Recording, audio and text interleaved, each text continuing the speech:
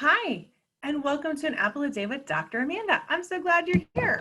So guess what? I will be getting some new decor coming up. I have some different things. You won't be seeing this lovely background. You'll be seeing some different fun ones. But right now, this is what we got. And sometimes I may be outside, just know, coming up. But this is what we got. And you just work with what you got, and that's okay. So if some of you are hopefully encouraged that you can start anywhere with anything in any room, and you'll be good. And so like, share, subscribe, tell a friend. My excitement for today is that I will be sharing our Wisdom Wednesday, which is really like looking at wisdom in the weekly theme. And our weekly theme is how to teach reading skills. And that's, again, looking at that for students and also looking at that for parents.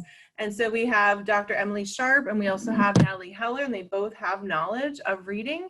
And we talk about the 5 main areas for reading, looking at phonological awareness, phonemic awareness, looking at comprehension, vocabulary, and really in the importance of oral language. And I know Natalie and Emily both talk about that, that listening comprehension piece, and also developing a lot of that vocabulary, talking, right? A lot of times I know Natalie talked about reading books and talking, and Emily as well, talking back and forth and building those conversations early and incorporating those conversations even when you're in the store or again, and that really builds connection, not just conversations for reading, but in general, a healthy connection, healthy building of skills and relationships. So you get lots of bangs for your buck for that. And they also talked a lot about, again, phonological awareness and developing early reading skills. I know Natalie goes into a lot of different examples, and so does Emily.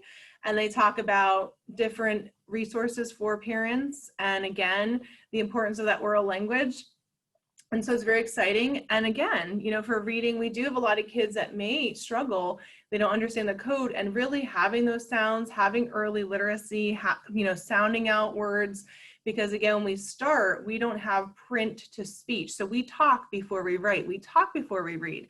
And so that talk is so important, even hearing sounds, speaking sounds, how we move our mouth to see sounds is so important. And having kids sound it out, having kids speak it.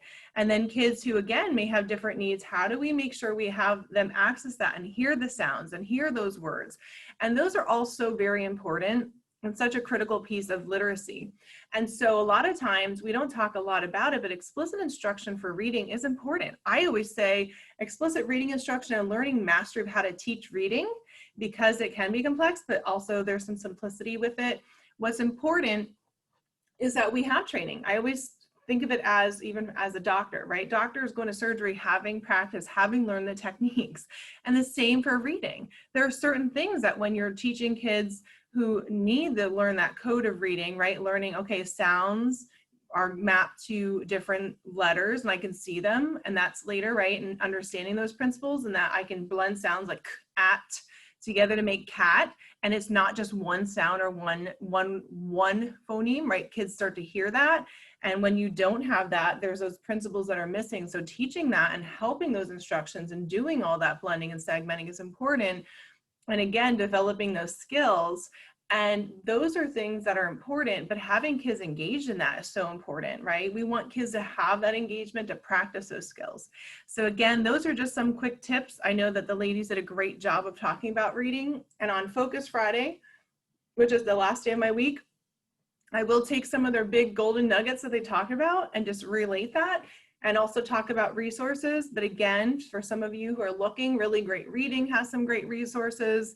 Again, Dr. Louisa Moats and Dr. Carol Tolman, they have letters, which is teaching teachers how to teach reading. And a lot of the best practices, not a program, but there are some great resources out there to help support children, and really looking at how can we make sure we're interacting with students very well. So I hope you have a great week. Join in. Make sure you tune in the rest of the week to learn more about reading instruction. And I'll see you later. Have a great day.